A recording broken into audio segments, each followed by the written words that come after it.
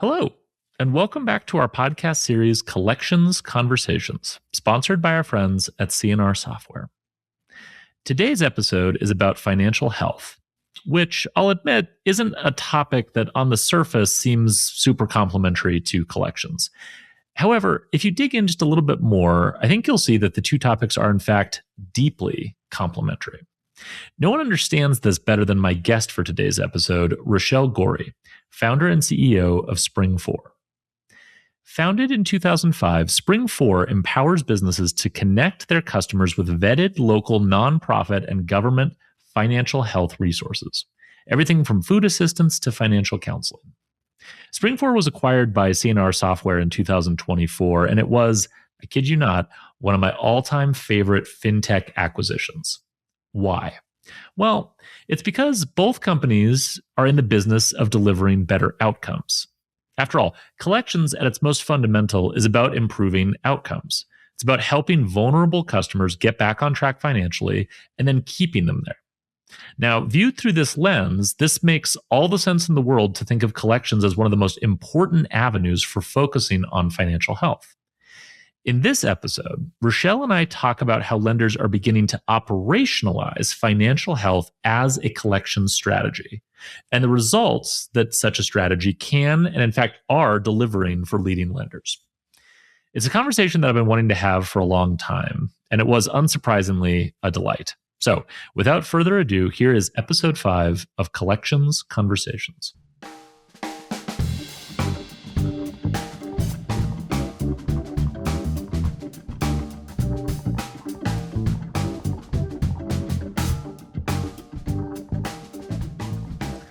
Okay, Rochelle, thank you so much for joining me. Thanks for having me today. I am delighted to have you. You and I think, have had versions of this conversation offline probably many times over the years. Yes. And so I'm looking forward to doing this in the form of a podcast for a bunch of reasons, not the least of which is that you and I think, and this predates SpringFour being acquired by C&R Software. You and I have been very aligned, I think, in our thinking on the ecosystem and kind of what's missing and sort of how lending and credit and collections needs to evolve along the lines of what we're going to be talking about. So I'm very excited to dig into this conversation. And I wanted to start with a somewhat kind of broad question, but I think it's a useful place to start, which is, in previous conversations that we've had, you've pointed out to me that collections often ignores the why behind delinquency. And I was curious if you could sort of elaborate on that and talk about like the moment you realized that lenders needed a way to think about the root causes of a missed payment, not just the missed payment itself. Right. Well, thanks for asking that question, because that is something that has led the journey at SpringFour since day one.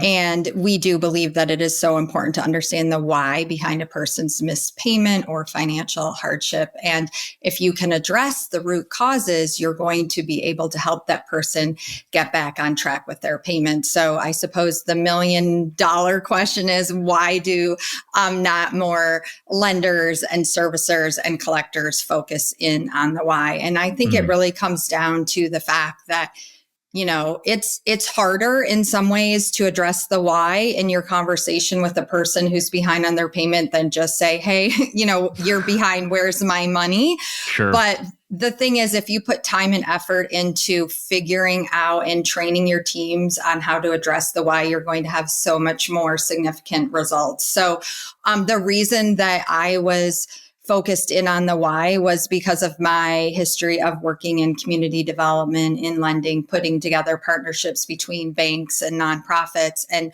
working with housing counselors who were trying to solve the big mortgage delinquency problems of, you know, the 2000s. And the thing about it is that so many families were losing their homes to foreclosure and they didn't know where to turn for help. But if we could help connect people to local nonprofit and government resources that could address why they were missing their payment, we knew we could get them back on track. And so that's what we've been focused in on for 20 plus years now, and it's working. We have amazing, significant results. And so It's really important to understand that if you can connect people with resources that help reduce their household expenses, it's going to create that cash flow that allows them to get back on track. Because for the vast majority of Americans, no one wants to be behind on their bills. No one wants to be behind on their mortgage, their auto, their credit card. It causes a lot of stress. And so we're looking to alleviate that. That makes a lot of sense. And just to add to your point, in addition, I think to consumers not wanting to be behind on those obligations, right? To your point, like, I'm not missing this because I just decided not to pay it. I'm not missing it because, like, there's always a small percentage of first party fraudsters who that's fraud. That's a different thing. But like for customers that are like genuine customers, they're missing it because something has happened. I think the other thing that's worth just kind of pointing out explicitly is collections is not a place that lenders want to be.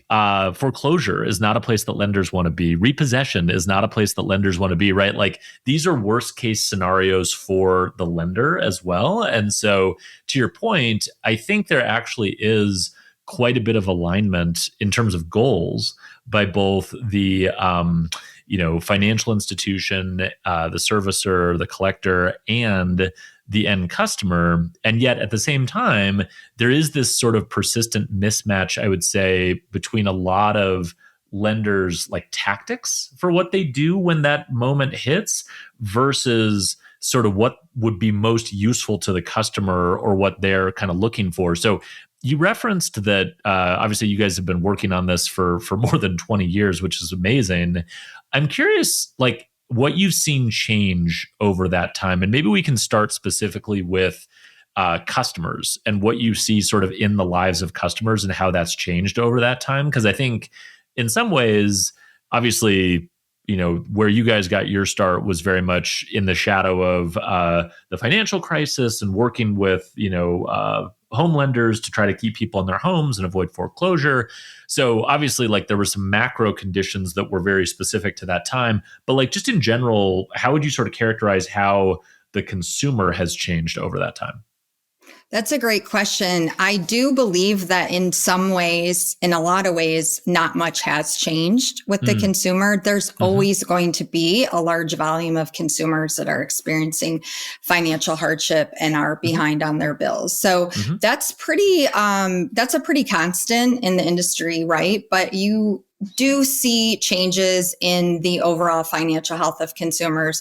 I believe it's gotten worse. So I just published on my LinkedIn the other day a B of A study that said that 94% of Americans are living paycheck to paycheck. So I saw this, yeah. Yeah. So when you're living paycheck to paycheck and something happens in your life, your car breaks down, you get laid off at your job, you're getting a divorce, you have a medical emergency, that is going to trip you up in being able to make your payments that month. And so I do think, the worsening of the overall consumer financial health, we all believed in the financial health space that we were making progress and we were seeing an improvement in people's overall financial health. But I do believe it's deteriorated. And there is a lot of, other macro things occurring right now. So high costs, the job rate, the unemployment rate, lots of different things going on in our country right now that makes consumers' financial health very vulnerable.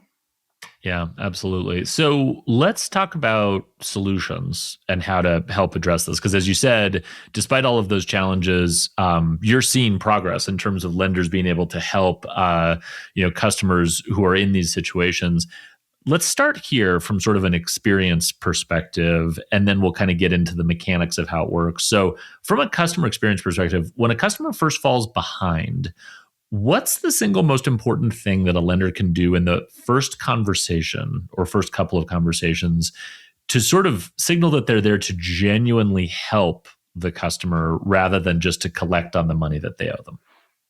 Number one, convey that they are there to help, that they do provide assistance, that they want to provide assistance, and make it easy for that customer to access it and to really take the stigma away from having a payment hardship. So the first step that we like to see is that we really encourage the industry and our clients to adopt digital strategies to make that message heard or present and visible to your customers. So it's great when an institution has a financial health, a dedicated spot within their website to communicate that there are lots of different information and resources and steps that people can take to address their overall financial health. Then when a person calls in or they're receiving a call from a collector, they can be pointed to that. And I think it really helps encourage trust from the consumer that the institution does want to help them.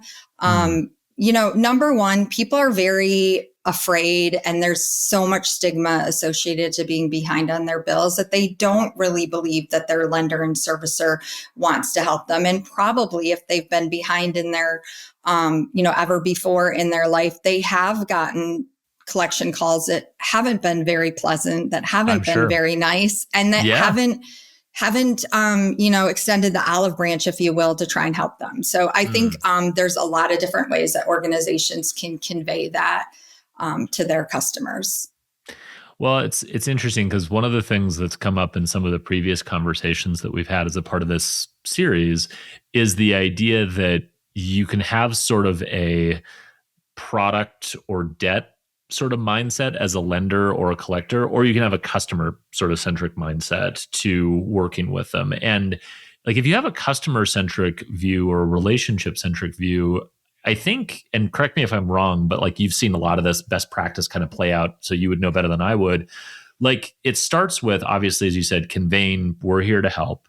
I think it also starts with like trying to understand the root of like what's happening, and not like one of the things I'm constantly annoyed by when I see sort of collections done badly is sort of saying like, hey, as long as I can get you to give me a promise to pay me this specific money that you owe me, that is the extent to my interest or curiosity about your life and what's happening, right? Like it's not my problem if you have other debts that you might owe and you're trying to figure out what order in which to pay them back. It's not my problem if you, in promising to pay this amount, which is the full amount you owe me, you are jeopardizing these other things that are also important in your sort of personal financial stack that you have to manage. Like the level of sort of like lack of curiosity about like the broader situation that the consumer finds themselves in. I think partially that's why it's so transactional, right? It's like, right. I feel like when it starts on that transactional level, it immediately conveys to the customer, oh, this person's just trying to check a box, get to what they need, and then get off the phone. Like, this is not a conversation where I can tell them anything. Totally. Right. Yeah, that's their goal. And they are, and they have competing interests, right? Because they have to get through their calls, and they're evaluated on how long they're spending on those calls and what the outcome of those calls are. So it's really a system that's not set up for really for the success of getting that customer back on track and then retaining that customer. So, we have to really flip it on its head and look at how can we do collections and servicing different? And how do we understand that by doing that and investing in that, really that sea change, right, in collections and strategy is going to absolutely produce significant results for that lender. But, everybody is, well, I shouldn't say everybody, but it seems to be that, everyone is focused on really not looking at the problem long-term and making those necessary changes. And it's going to take a little bit of time before you get those results. Yeah, well, I think that's a good point too, right? Because this is one of those ones where the results will show over time, but you do have to kind of accept that like, in the short term, in between, you might actually see a reduction in some of the metrics that you've trained yourself and your team to care about, right? Like longer calls, maybe and we have seen that. I was sorry to interrupt you. No, I was going to ask you that. Yeah. We've seen that, and we say like that. It's going to be worth it. We promise you. And then we've actually seen where the calls go back to being just as efficient as they were as people and collection agents learn to use the tool and understand how to do it and listen for cues. But there's definitely a payoff to doing that. And in the short term, yes, but that's why we need the, buy-in from executive leadership to say, okay, we're going to do this. We're going to do it differently. We're going to see some of our metrics change, but we believe that the results will far greater outweigh, the disincentives of increasing call times at the beginning. Right. We have a conviction about why we're doing this that will sort of see us through some of those choppy metrics in the short term. So I guess, can you sort of describe a little more mechanically what collectors can do differently to help customers who find themselves in these situations? Because I think, the other thing that comes up a lot is obviously, like, customers don't always know, like, what options are available to them. And I think the range of options, like I sometimes describe it as the tools in the toolbox. Like, there's a lot of tools in the toolbox for customers that find themselves in this situation. And so I would imagine that part of the goal is to just, first of all, like, take a breath. Like, we're here to help you. We want to understand what's happening, and we want to give you as many options as possible. Two, we want you to, like, understand the scope of options that are available. And then three, like, here's the right path for you specifically. And I'm curious if you can kind of elaborate and sort of paint a picture of, when you think about good and, like, what good best practices look like using that full scope of tools, can you kind of describe how that works? Yes, sure. So I think number one is, when somebody is experiencing hardship, you're absolutely right. A lot of times they don't know what's available to them. They don't know who to trust. They don't know where to turn.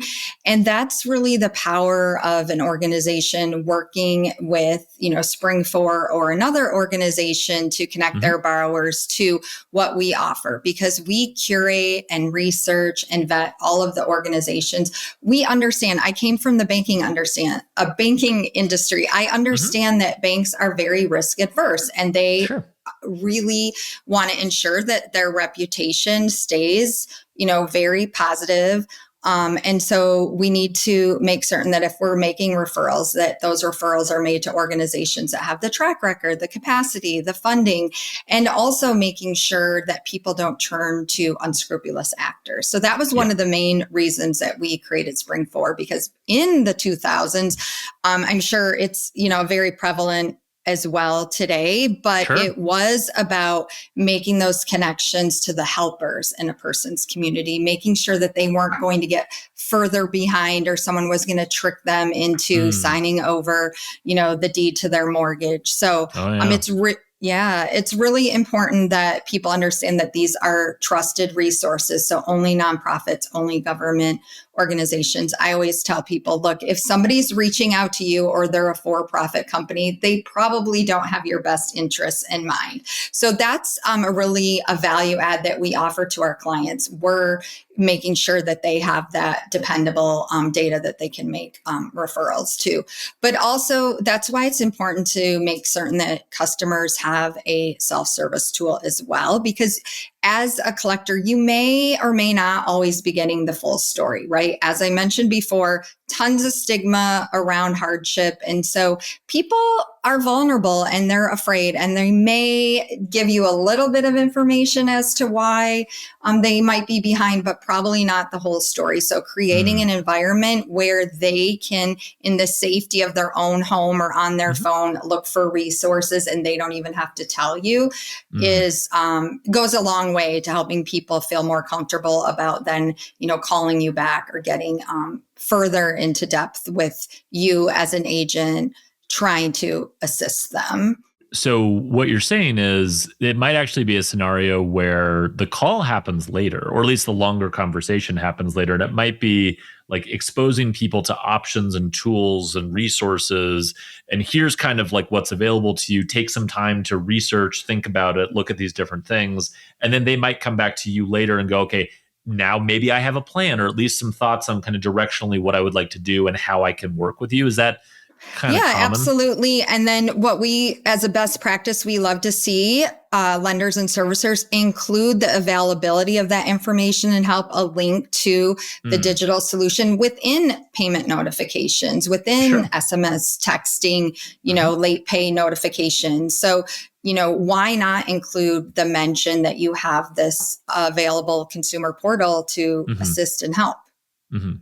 So let's get specific, because I think a lot of folks listening maybe don't know the scope of what's available. Can you give us some specific examples of the types of resources, government or nonprofit, that can help, and like specifically why those types of resources are helpful to someone who finds themselves in this situation? Yeah. So I think the biggest thing is to have a one-stop shop, right? So Hmm. customers who are behind on their bills for a certain reason, there's probably, as I mentioned, a lot of other things going in their lives that Yeah. is causing shortfall and Hmm. inability to pay.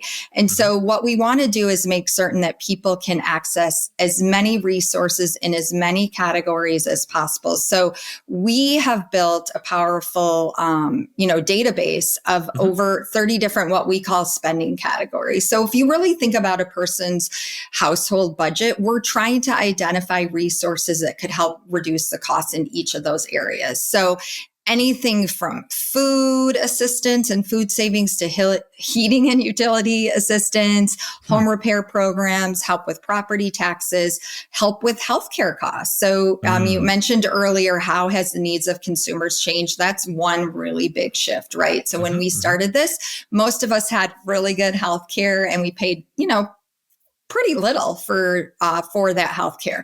Now we're Yeah. seeing, and with recent changes, just healthcare costs skyrocketing. So that's Hmm. something that can really trip people up. So we're Hmm. finding and locating community healthcare resources and programs that can help reduce those costs, as help reducing prescription drug costs. We have employment resources and job training resources, transportation resources. We have help for student loans. So I could go on and on, but lots of different resources. And it's really important to have all of those resources available. And we find our data shows that on average, people usually receive anywhere from 4 to 6 referrals, resource categories, Hmm. because their needs are complex and multifaceted. Yeah, no, that makes sense, right? And I guess to that note, I am curious, do you see where certain categories kind of map to different problems, right? Because, like, to your point, a lot of what you describe, and this goes back to the earlier conversation about what's changed and like what's kind of made consumers' financial lives more challenging. Like, a lot of them are just like cost of living type stuff, right? Like, this is very expensive. There might have been something that happened in my financial life, whether it's a medical event or losing my job or what have you, that's made it more difficult for me to just be able to afford these things. I also am curious about, maybe we could double click in a little bit on the financial counseling and employment components, because I don't think we think about this enough in financial services, but it's like the trajectory of our customers' financial lives, which are determined by the economic opportunities that are available to them, the financial decision making that they, kind of employ, like all of those things determine. And I'm speaking in a very selfish language, but I think sometimes you need to when you're talking to, bank executives who are kind of trying to make the dollars and cents make sense. Like, that can also change the trajectory of how, like, good a customer this is, how profitable a customer this is to Exactly. work with over time. So can you talk about, I guess, like maybe the distinction between bridging short-term cash flow gaps to get back on track, which is like super important, especially for these like acute moments of stress, and then like longer term changes to a customer's trajectory, and kind of how you see those two things fitting together? Yeah, they fit in really well. So I think of, if I was a bank or a Mm, servicer, I would want to be there for my customer in all yeah. the times, Yeah. good and bad. And so Hmm. we have seen clients who really get it and really understand that what we're doing can be um, a stepping stone to further uptake in products by an Hmm. institution, right? Hmm. So encouraging you're increasing your borrower trust, your borrower Hmm. engagement, you're showing them the way, and Hmm. you're destigmatizing it, and you're making it available in a safe and friendly way, Hmm. so that people can access resources. So, for instance, if you are declining somebody for a loan, that's not something that you want to do. But what happens if you then share that message with a message of hope and a message of here are some tips and here are some tools that could help you so that, if you do these things and you look for ways to, decrease your expenses, you're going to increase your, debt to income ratio, and you're going to be able to qualify for the loan the next time or in like 6 to 9 months. That's really going to endear that person to your brand, to your company, to your loan products, and they will come back to you. And we've seen that happen. We've also seen SpringFour presented in onboarding so that, hoping to prevent any future delinquencies or hardships, and knowing that they can turn to the bank for assistance. But I think that it's super important to really destigmatize this whole issue of financial health or payment hardships or assistance. It's mind-boggling to me that so many institutions, we can't talk about their delinquencies. We can't talk about their strategies. I mean, we have clients that use us that really don't want to talk about it in the public sphere. And I am just baffled by that, because to me, it tells the world that you care about your customers and you're doing things to assist them. And I think we've got to get away from this idea that, look, every institution is going to have delinquencies, and it doesn't mean you did something wrong. It doesn't mean the consumer did something wrong. It doesn't mean that your lending decision was wrong. What it probably means is that life happened. And so why are we not really hyper-focused on making sure we're there for the customer when that does happen? Because I will tell you, it's going to happen at some point. Well, so you touched on an idea there that I think is worth calling out and sort of emphasizing. The stigmatization exists on the consumer side and the lender side. And I don't think we talk about that as much as maybe we should, but it's like, to your point, this idea that lenders have where, and maybe it's because they don't want like investors in the market to think of them a certain way. Maybe it's that they don't want to like sometimes people are so weird and almost superstitious about like, well, we don't want to jinx it by like telling someone that if they have a problem in the origination or underwriting phase, that there are resources they can rely on. Like, that's such a silly, almost superstitious way of thinking. But I do think it kind of lends itself to this idea that like, oh no, our underwriting is perfect and 0% of our customers will ever have a problem. Like, no, wrong.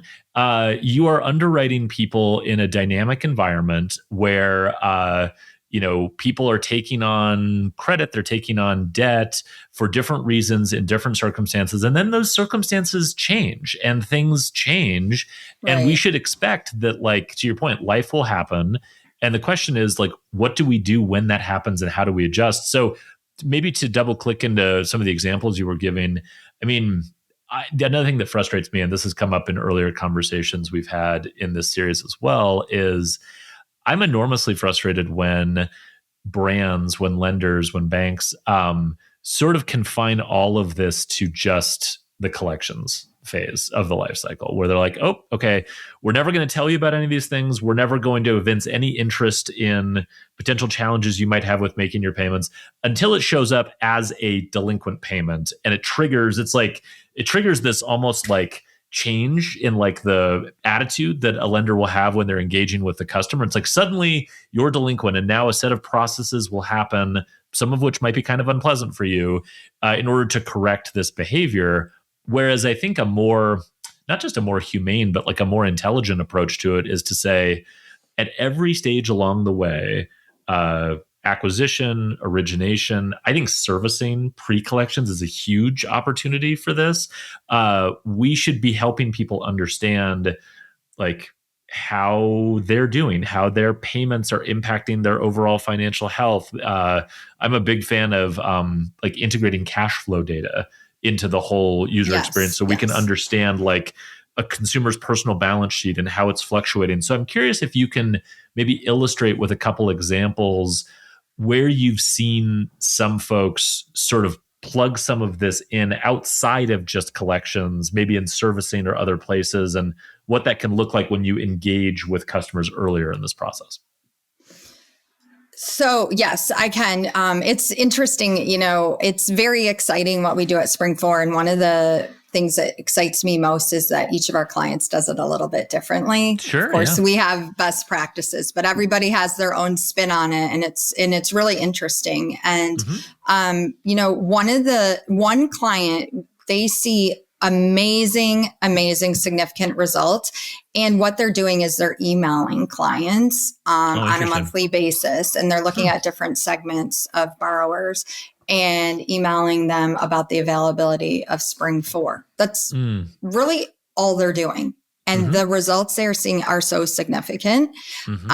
They see substantial increases in their net promoter score. They get unsolicited feedback and comments from their customers that, I always say, like, wow, how much are these comments worth? Like, the fact that customers are taking the time to write in to their provider to say how much they appreciated the assistance. They even get comments like, well, this wasn't for me, but I love that you're doing this. And then other customer sentiments around, this really helped me. I was able to tap into, and they'll name the numerous resources, and it really, saved me. They're getting those results with sending out an email. So we all know that there's tons of emails and marketing being sent out. So, our team at SpringFour is really encouraging our clients, like, what, you have the tool, you've made the investment in SpringFour, we're working with you. Now, what are you doing to let your customers know that it exists? Don't just keep it in delinquency. Don't keep it in collections, like move it up in the process and let people know that this is available for them. And when you do that, you're going to be blown away by the results. I can only imagine, we haven't been privy to them sharing how it has impacted, in this particular case, their repayment rates or reduction in delinquencies. But I know that it has to, from the data that we have seen. And we have other clients who have shared with us and measured the repayment results, from use of SpringFour. But getting back to like the different, data and use cases and all of that, we have a data portal that our subscribers utilize to look at their data and can see the differences in resource categories and kind of what pairs with what. And it's pretty amazing, the data that you can see and the ability to tie it to a unique identifier, because we don't collect PII. So we don't have access to our clients' customer data or loan data. But there is a way we can tie a unique identifier where they can track over time increases in repayment rates or decreases in delinquency. I don't know if I answered your question. I think I went off script.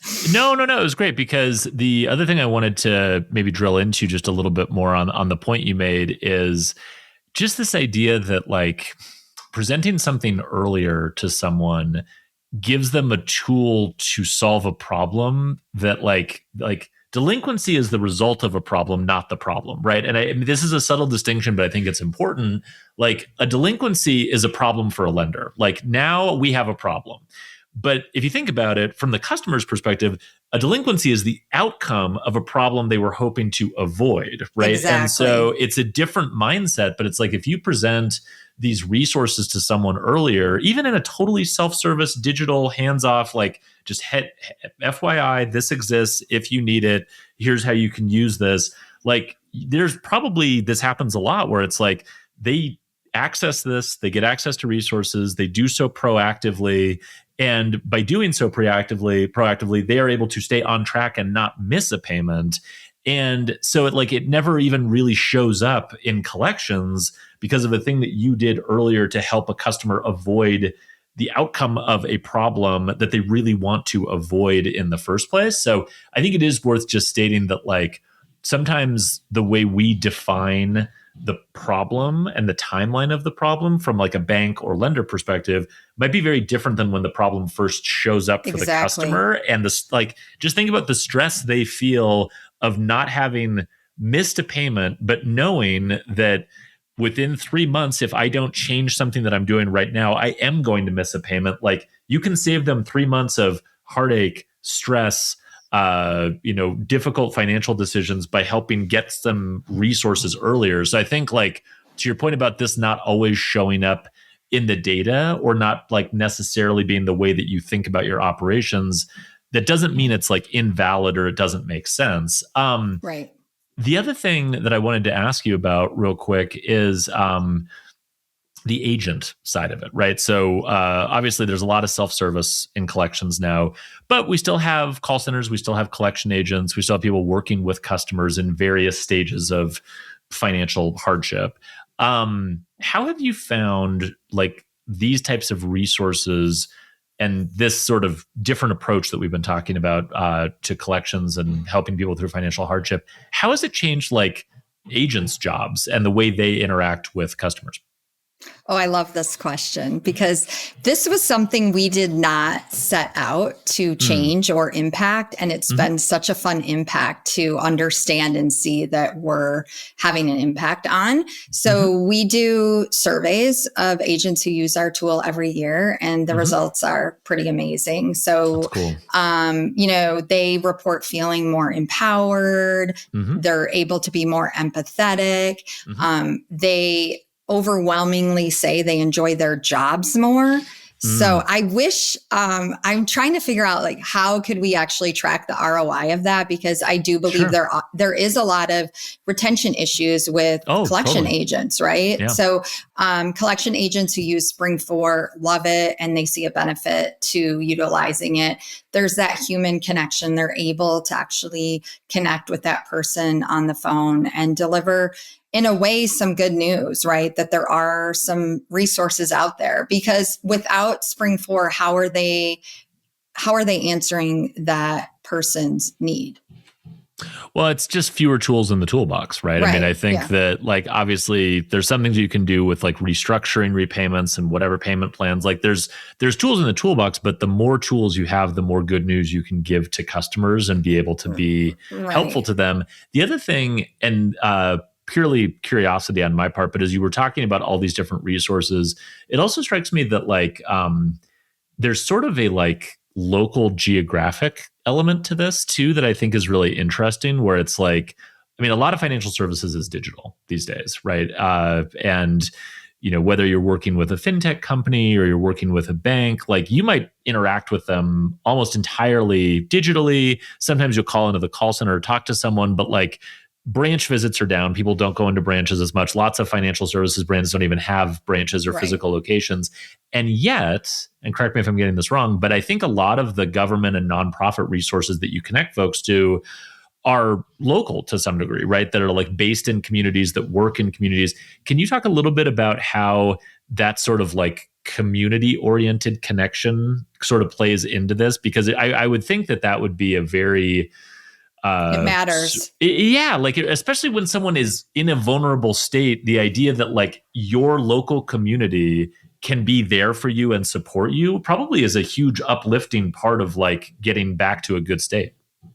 Absolutely. It sure is. And it really matters. And so our thesis has always been, let's direct and connect people to the local helpers, the local organizations. And if you're living in a large metro area, it makes sense, right? If I'm in Chicago, which was where I was living when I founded SpringFour, if I'm living on the north side, I'm not going to travel all the way to the west or the south side to get assistance or vice versa. So, that's time and money, and which is people don't have. So trying to solve for that. So the way we do it is we always return local referrals first, then statewide, then national services. And we used to talk about, how many cities we had in our data, but now we really talk about how much coverage we have. And what that means is that 93% of searches within SpringFour result in a local resource first. So that shows you, hopefully, that we have nationwide coverage, and no matter where a person lives, they're 93% of the time going to receive a referral and a recommendation to an organization right in their own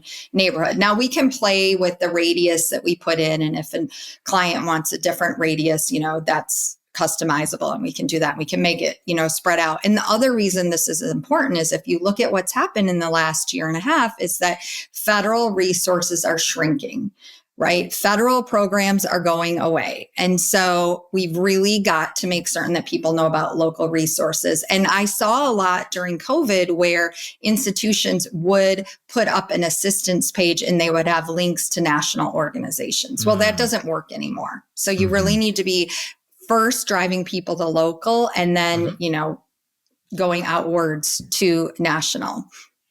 That makes sense. And I will say, just on the fintech point in particular, like I think about brands like a Cash App or a Chime or whatever that have a really great model and a really great way of reaching into these customer bases. They obviously work with a lot of like underserved consumers, but they're not local by definition, right? Like they are like a digital only brand that doesn't have any real connections into communities. And so I could see this as a really strong way of making like what you offer as a digital brand more local and more community oriented, especially for in moments that really matter where people really need help. So it's really an intriguing way, I think, to tie digital financial services, which is kind of impersonal in some senses, right, to something that is deeply personal, which I think really matters.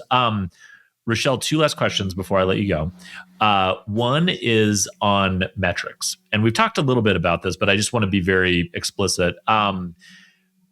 This shift that we're talking about does require you to think differently about metrics. And a lot of the metrics that we use in collections today are, I would say, very sort of operationally and efficiency oriented, right? So it's roll rates, it's right party contact, it's time spent on calls, number of calls made per hour, that kind of stuff.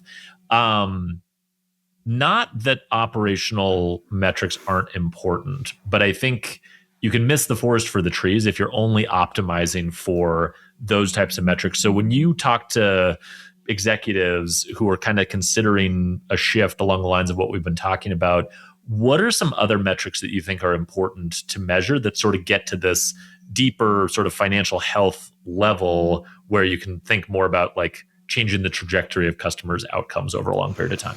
Sure. And I do think there are a lot of those additional metrics that can be really exciting. But I will say the number one is measure a reduction in your delinquencies or an increase in your repayments. Like bring it on, because we know that SpringFour will have a positive impact on those numbers and those stats. So I do want to be clear with your listeners, this is a business strategy. Totally. And so we understand that. And that is why we are always encouraging our clients to measure, decreases in delinquencies or increases in repayments, decrease in net credit losses, et cetera, because there will be a significant uplift for your portfolio. But the other things are looking at customer retention, looking at customer engagement. I mentioned NPS scores. Servicing and collections, very well known for not having good NPS scores. Okay. Like we recently had a client share that their NPS score went up 7 points because of their work with us. So those are significant increases as well. And then, servicers are very interested in recapture. Like, are they going to be able to do repeat business with their customers? So doing all of this work around financial health and giving people options is going to make that customer want to stay with you and do business with you again. And then we talked about it a little bit, but what is the impact of creating innovative strategies for collections on your collection teams and agents? It has a big impact, and that should matter.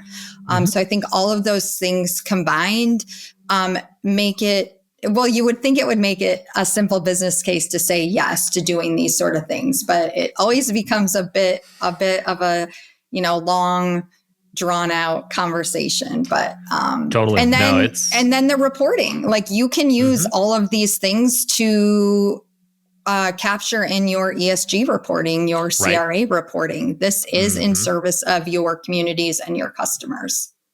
No, and that's an important note as well. I mean, I think one of the challenges with these business cases is it's sort of like it kind of makes everything a little bit better, right? And so it's like, will it transform any one of these metrics? Maybe, maybe not. Will it sort of be a rising tide that kind of lifts all boats and positions you better as a brand for your customers? Yes, clearly it will. The other thing I wanted to ask about is AI. Obviously, there's been a theme that's come up across all of the conversations we've had in this series so far. Yeah, you can't avoid it in 2026. Right. And, I think that on the surface, it might not seem particularly relevant to this conversation, but I actually think it is. I think so too, right? So. And I think I guess my orientation towards it, and I'd be curious for your reaction to this, is among the many things that I think AI can do is I think it can introduce much more personalized, contextual conversations and interactions with customers, right? Where, for a long time, we've used analytics to try to do better segmentation and find little kind of segments. But there's a degree to which we can't get down to the individual using machine learning and traditional sort of analytic segmentation models because it can't get quite that granular. I think with AI, with large language models and with agentic AI, we can start to get down to, okay, how do we want this individual interaction with a customer to go? And I would imagine that as a part of that, you are bringing in more context and you are understanding the circumstances of this individual. Hopefully you're looking at cash flow data and taking in insights into what's going on with their cash flow situation. So I would assume that AI kind of puts us on a journey towards a more one-to-one relationship and sort of set of interactions with customers. How do you view kind of financial health and financial hardship assistance and some of these things fitting into where AI is taking us? I think it's super exciting. So the bottom line is right now, not many lenders are doing a great job with financial health and helping their customers with payment hardships, right? So if we can train the AI and the chatbots and the agentic AI agents to be better at this, I think we're going to see really great results. We're going to see efficiency. So you're going to be able to see customers' situation be resolved in a much quicker and efficient way. And how we're approaching it is we are, in a way, the large language model for financial health referrals, right? So we have the data and we have it in a closed environment and it's secure and it's trustworthy. So what we want to see happen is a bank's AI agent pulls from the SpringFour database to be able to deliver in real time referrals to whatever financial hardship that person is facing. And then you can have the AI agent it could be a simple direction to the consumer self portal, or it could be the next iteration would be really hearing what Alex has to say, asking Alex questions because we've helped train with very important prompts that will then reveal to Alex, ABC food pantry that's 1 mile from your home. So in this case, I don't think the AI is that complicated if you're getting the data from a secure source, right? You don't want your AI agent to go out and basically, ask a large language model about a food pantry and it returns, well, that's not a good example, but let's say financial counseling and it refers somebody to an unscrupulous financial counseling agency, which there are plenty of those out there. But that's why you want to train your AI agent to utilize trusted information and data such as SpringFour. So we're working on it right now. And then also you can have your AI agent go in and quickly read any customer notes and then be able to do recommendations. Totally. Yeah, no, it seems like it'll be helpful sort of across the board, but I'm glad you called out the trusted data because that's the thing you worry about, right? That's the key. Yeah. Yeah. With people us, you can't hallucinate, right? It's going to pull from but I still think we're a long ways off from adoption by the FIs. Yeah, no, I think so too. I mean, all the stuff we've been talking about in this series is all directionally where we're going, but there's a lot of work to do between here and there. And Rochelle, I will let you get back to that work. Thank you for carving out a few minutes for me. As always, it's a delight to talk to you. It was a delight to actually get to record this conversation. Thank you very much. Thank you so much.